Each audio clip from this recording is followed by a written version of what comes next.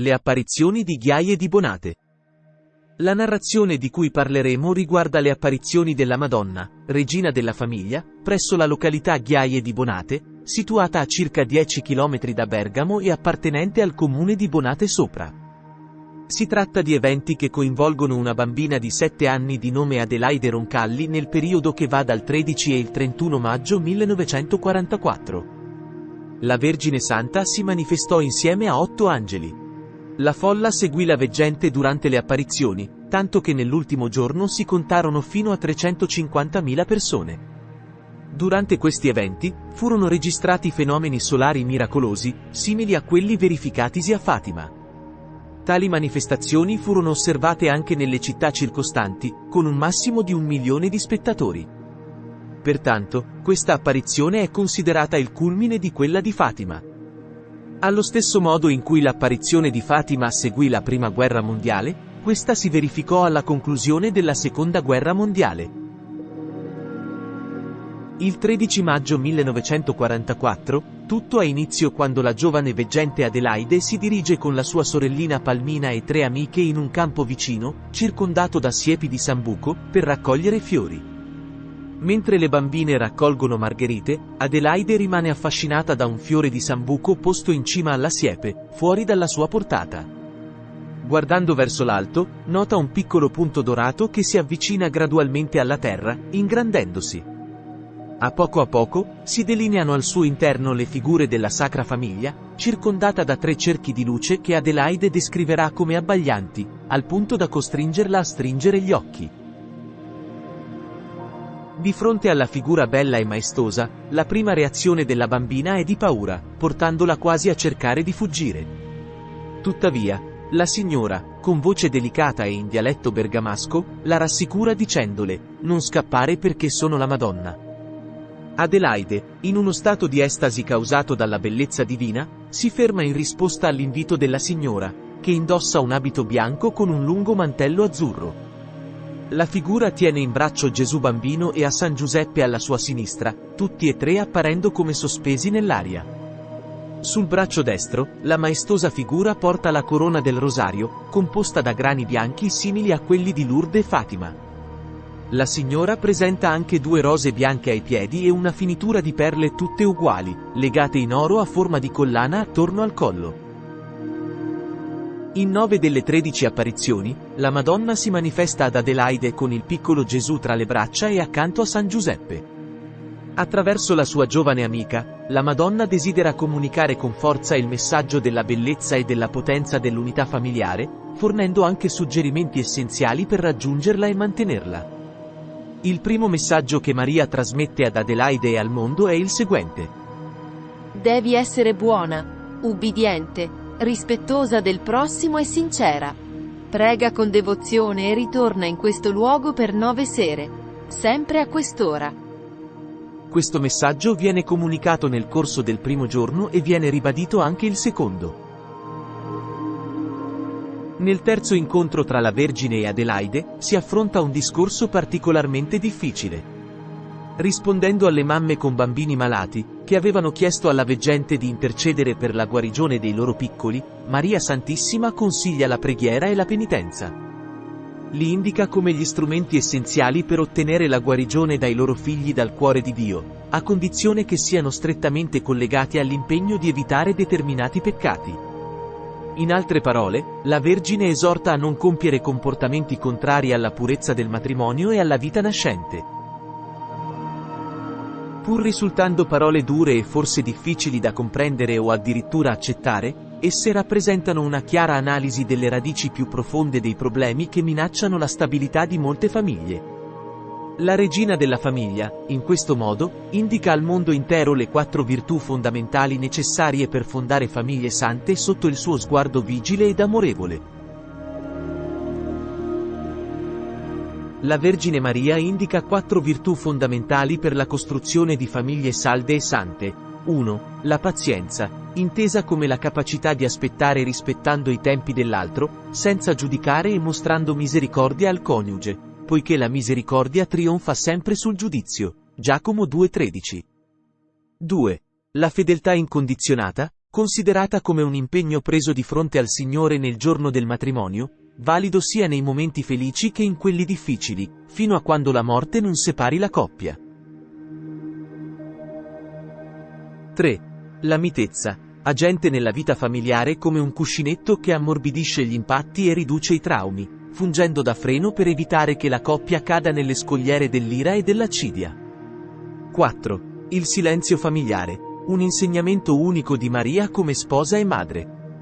Esso non rappresenta un rifiuto o una mancanza di ascolto, ma la capacità di mediare durante momenti difficili utilizzando uno strumento sempre disponibile, evitare di alimentare con altre parole l'ira e la tensione già presenti, impedendo la creazione di ulteriori conflitti e l'approfondimento del solco di incomprensione e rifiuto reciproco. Nella settima apparizione, Maria offre la chiave per ottenere ciò per cui le viene chiesto di intercedere, la guarigione di molti ammalati. La Madonna avverte che la guarigione o la malattia di coloro che pregano dipenderà dai loro sacrifici. Il segreto per aprire le porte del paradiso, secondo la Vergine, è riassunto in 3 dimensioni fondamentali. Innanzitutto, la preghiera rappresenta la fiduciosa affidabilità al Padre e l'ascolto intimo e sincero della sua volontà. Inoltre Maria ha sottolineato che la penitenza è cruciale per allontanare le tentazioni del maligno, mentre il sacrificio implica offrire al Signore tutto ciò che si ha, gioie e sofferenze comprese. Queste acquisiscono una nuova luce di santificazione quando vengono accettate nell'ottica di una volontà superiore, anche se l'uomo non sempre può comprendere appieno il significato ultimo di tale volontà. Infatti nell'11ª apparizione, la Vergine disse alla piccola veggente: quelli che soffriranno senza lamento otterranno da me e dal figlio mio qualunque cosa chiederanno. Nelle prime apparizioni, la Madonna rivolse a Adelaide queste parole: soffrirai molto, ma non piangere, perché in seguito verrai con me in paradiso. In questa valle di autentico dolore, sarai una piccola martire. Dopo le apparizioni, infatti, la piccola Adelaide fu oggetto di derisione e calunnie. Il vescovo dell'epoca, Monsignor Adriano Bernareggi, istituì una commissione investigativa per esaminare i fatti. Uno dei membri di questa commissione era padre Luigi Cortesi, un giovane filosofo e professore al seminario di Bergamo. Purtroppo, padre Cortesi molestò Adelaide, minacciandola con la prospettiva dell'inferno a meno che non avesse abiurato. La costrinse a firmare una lettera di ritrattazione che lui stesso aveva redatto. Tuttavia, un mese dopo, Adelaide si pentì e confessò che padre Cortesi le aveva dettato le parole della ritrattazione sotto minaccia. Il vescovo Bernareggi oppose resistenza alla veggente per vari motivi. Le apparizioni di Ghiaia e di Bonate si verificarono nel maggio 1944, durante la Seconda Guerra Mondiale, quando Bergamo era di interesse strategico per i nazisti, con diversi centri strategici nella zona. Durante le 13 apparizioni, circa 3,5 milioni di persone si radunarono nel luogo delle manifestazioni, causando problemi di ordine pubblico e bloccando le strade. Poiché le truppe naziste non potevano muoversi liberamente nelle strade affollate, gli alleati utilizzarono paracadutisti per lanciare materiale bellico. La Madonna aveva predetto l'arrivo imminente della pace e annunciato che, se tutti avessero fatto penitenza un giovedì di luglio, la pace sarebbe giunta presto, in caso contrario, sarebbero passati 2 anni. Queste dichiarazioni causarono diserzioni nelle truppe e l'interesse di Hitler, che temeva la profezia della fine della guerra a luglio. I preti bergamaschi accusati di aiutare i partigiani erano minacciati di deportazione in Germania. Il vescovo di Bergamo subì forti pressioni politiche e militari per porre fine alle apparizioni. In aggiunta, Don Luigi Cortesi, in veste di inquisitore, percepiva nelle apparizioni un rischio per la purezza della fede. Questa situazione preoccupava sia lui che altri sacerdoti, poiché gli ecclesiastici stavano perdendo il controllo sulla gestione dei fedeli. Tale circostanza richiama alla mente le apparizioni di Garabandal, dove il clero compì valutazioni politiche per contrastare l'apparizione. Questo può essere compreso considerando che molte gerarchie ecclesiali sembrano non credere più agli interventi soprannaturali o li trovano scomodi poiché interferiscono con i loro programmi pastorali.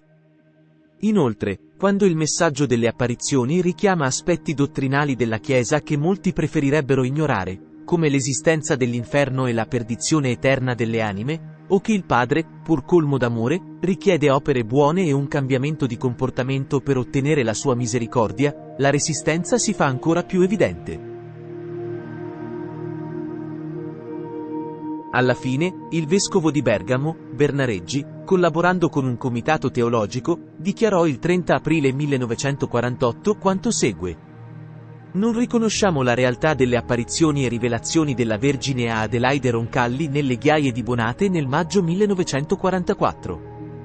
Con la presente dichiaro che non intendiamo escludere la possibilità che la Vergine, invocata fedelmente da coloro che in buona fede credevano realmente che fosse apparsa nelle ghiaie, abbia potuto compiere guarigioni particolari e insolite come ricompensa per la loro devozione. Di conseguenza, è vietata qualsiasi forma di devozione alla Vergine venerata come apparve nelle ghiaie di Bonate, conformemente alle leggi canoniche.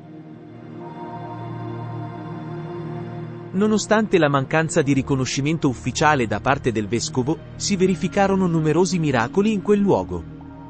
Durante i 2 periodi di apparizioni e nei mesi successivi, si registrarono guarigioni sorprendenti e inspiegabili a un ritmo elevato. Persone paralizzate si alzarono da sedie a rotelle o lasciarono le stampelle. Bambini con problemi uditivi recuperarono l'udito, individui ciechi totali o parziali riacquistarono la vista, e molte altre guarigioni si verificarono tra giovani, adulti e anziani.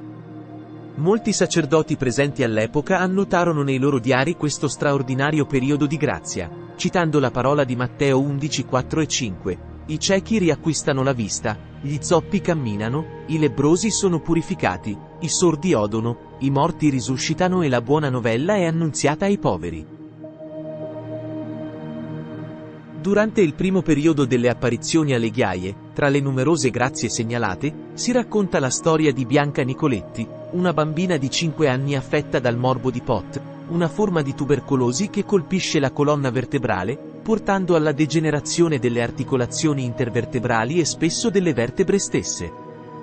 Nel 1944, le opzioni di trattamento per questa malattia erano limitate, e i medici di Udine applicarono un tutore alla schiena, immobilizzando l'intera parte superiore del corpo della bambina, nella speranza di un futuro intervento chirurgico quando esse avesse compiuto 12 anni. Nel luglio del 1944, la madre di Bianca venne a conoscenza delle apparizioni della Vergine a Adelaide e decise di recarsi sul luogo. La distanza tra Udine e le ghiaie è di circa 200 miglia, e madre e bambina compirono l'intero viaggio da sole, utilizzando il treno e, quando necessario, viaggiando in vagoni merci. La bambina non era in grado di camminare, quindi la madre la trasportava letteralmente in braccio per tutto il percorso. Quando i trasporti ferroviari furono interrotti a causa dei danni causati dai bombardamenti aerei, cercarono di ottenere passaggi su pochi camion che osavano sfidare i bombardamenti e i mitragliamenti stradali alleati. Dopo alcuni giorni, madre e figlia raggiunsero le ghiaie e durante una sessione di preghiera, la bambina chiese alla madre di farla scendere. A quel punto, il gesso che la immobilizzava esplose e la bambina iniziò a camminare, recuperando la mobilità in modo permanente. Numerose persone furono testimoni di questo miracolo, e le loro cartelle cliniche furono raccolte insieme ai risultati straordinari di una successiva visita medica specialistica a casa. La Santa Vergine aveva promesso ad Adelaide che le sofferenze degli ammalati sarebbero state sempre compensate attraverso la preghiera, la perseveranza e il pentimento dei peccati. La madre di Bianca rappresenta un esempio di autentica devozione che conduce alla redenzione. A parte le numerose guarigioni, c'è anche il miracolo del sole. Alle ghiaie, come a Fatima, migliaia di persone ebbero l'opportunità di osservare la Danza del Sole, il 21 maggio, durante l'ultima apparizione del primo ciclo. I testimoni descrissero il sole che ruotava velocemente, con un colore bianco opaco che non arrecava dolore agli occhi e che emanava una luce multicolore. Questo fenomeno fu visibile per 10 minuti in diverse zone attorno a Bergamo e fu confermato positivamente dai media dell'epoca. Nonostante le numerose prove e l'afflusso incessante di pellegrini nei primi 10 anni dopo le apparizioni, la Chiesa ha persistito nel negare gli eventi verificatisi e ha basato la sua posizione sulla confessione estorta a una bambina di 7 anni, che era stata perseguitata. Tuttavia, molti eminenti ecclesiastici erano fermamente convinti della veridicità delle ghiaie di Bonate. Papa San Giovanni XXIII, ad esempio, scrisse una lettera sostenendo che la confessione di Adelaide non era valida dal punto di vista canonico. Il beato cardinale Ildefonso Schuster, arcivescovo di Milano, inviò padre Agostino Gemelli, medico e psicologo nonché fondatore dell'Università Cattolica di Milano, ad esaminare Adelaide, il quale la trovò perfettamente normale e incapace di inventare questa storia. Anche Papa San Giovanni Paolo II, nel 1986, aggiunse l'invocazione alla Regina delle Famiglie nelle litanie lauretane. Inoltre, Padre Pio rivolse a una fedele la domanda: perché vieni qui quando hai la Madonna di Bonate? Dopo le apparizioni, Adelaide trascorse i successivi 10 anni spostandosi tra vari collegi religiosi per tenersi lontana dalle ghiaie. A 15 anni, come le aveva profetizzato la Vergine, entrò nel chiostro sacramentino. Tuttavia, a causa di pettegolezzi persistenti e dell'ostilità da parte della Chiesa ufficiale e delle altre suore, fu costretta a lasciare l'abito e a ritornare a una vita secolare. Divenne infermiera, si sposò, ebbe figli e visse nell'anonimato a Milano, dove morì nel 2014. Per molti anni sparì dalla vita pubblica, rilasciando solo alla fine degli anni '80 una dichiarazione notarile in cui affermava categoricamente di aver avuto le apparizioni della Santa Vergine nel maggio 1944. Da quando si è verificato l'evento fino a oggi, tutti i vescovi di Bergamo sono stati convinti sostenitori di Le Ghiaie, sebbene nessuno di loro abbia avuto il coraggio di avviare una revisione del processo del 1948. Attualmente, a Le Ghiaie, persiste la vecchia cappella costruita prima del 1948, circondata da una piccola galleria e da abbondante verde. Nel 2019, il vescovo di Bergamo, Francesco Beschi, ha concesso l'autorizzazione al culto di Maria Regina delle Famiglie presso la piccola cappella, diventando ancora oggi luogo di preghiera per numerosi fedeli che giungono a implorare la Madre della Famiglia.